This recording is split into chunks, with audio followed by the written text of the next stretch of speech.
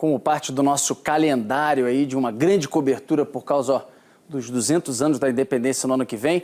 Terceira reportagem de hoje da série sobre a independência do Brasil. Você vai ver que o processo para o Brasil deixar de ser colônia de Portugal foi muito longo e cheio de batalhas em diferentes partes do Brasil.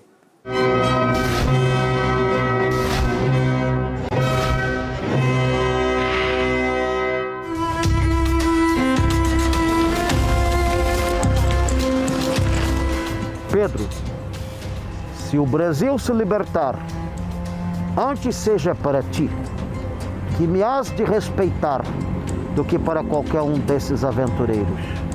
Pedro, faça a independência desta terra. O Brasil é grande. De pai para filho. Essa foi a dica que Dom João VI deu ao Pedro antes de deixá-lo aqui como príncipe regente e partir para Portugal. Foi uma dica direta, né?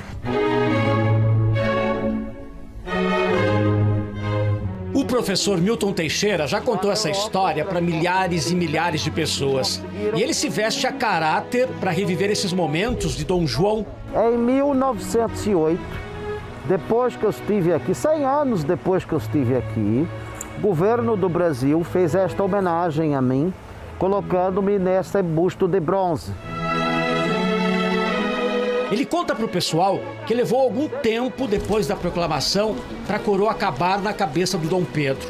Em 1º de dezembro de 1822, ele foi coroado na Igreja do Carmo. Antes disso, no dia 12 de outubro, Dom Pedro foi aclamado imperador. Na época, a cerimônia foi considerada a data oficial da separação do Brasil. Meu filho sempre considerou que a independência do Brasil ocorreu dia 12 de outubro, quando o povo o reconheceu como seu líder, seu imperador. Eu concordo com ele. 7 de setembro foi um grito no meio do mato. É que o grito de independência não tinha causado grande repercussão. Somente 13 dias depois, o jornal O Espelho foi o único a noticiar o que aconteceu. Mas olha, ainda estávamos bem longe de conseguir a unidade política nesse novo império. A independência não foi um processo único, ela foi um processo lento. Tanto, por exemplo, só em 25, você tem o reconhecimento. Alguns estados do Brasil, só em 22, 23, estavam sabendo o que estava ocorrendo. Vocês viram que o processo de independência foi bem demorado. E antes mesmo de setembro de 1822, em vários estados, já ferviam os movimentos querendo a separação de Portugal. O que é uma conjuração? Uma conjuração, ela é feita de um desejo revolucionário de determinados setores da sociedade. A independência não é feita de um ato isolado no Ipiranga, onde nem havia um morro, onde tampouco o Dom Pedro estava num cavalo, estava numa mula. E se nós prestarmos atenção para as conjurações, aí sim a gente vê um projeto mais largo, de independência, porque elas foram feitas por diferentes setores da sociedade.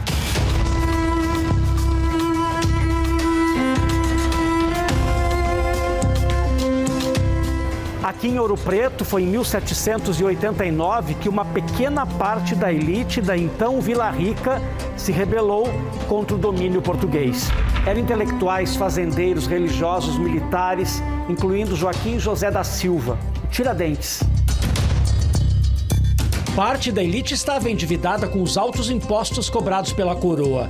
A gente tem que considerar também a importância das ideias de liberdade e de soberania que estão circulando nas Minas, através dos livros que chegavam aqui clandestinos, o livro é escondido, traficado clandestinamente, através dos poetas que estudaram em Coimbra e trouxeram na bagagem as ideias iluministas, pré-iluministas.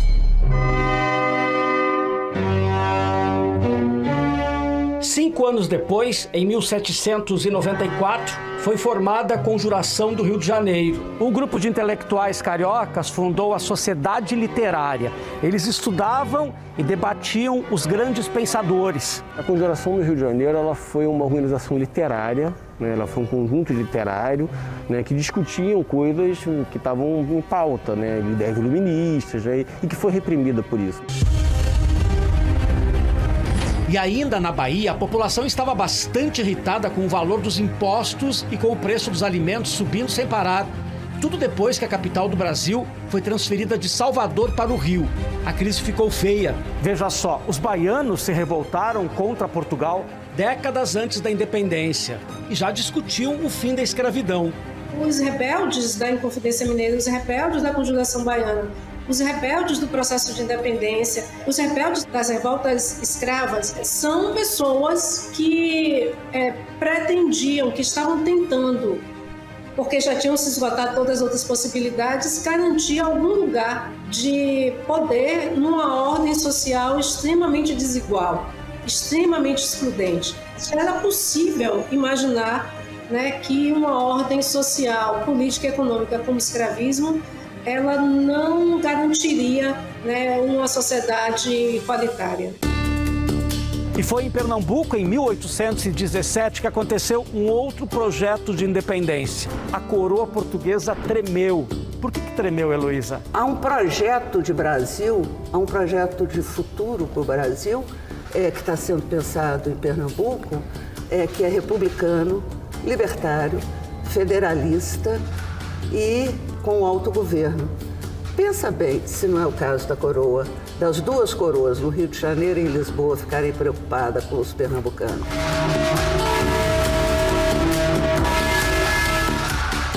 Os conflitos em torno da independência duraram até 1824. E em março deste mesmo ano, nasceu a primeira Constituição brasileira.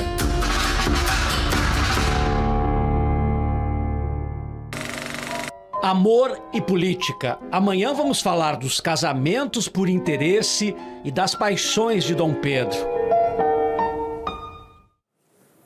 Mais uma equipe da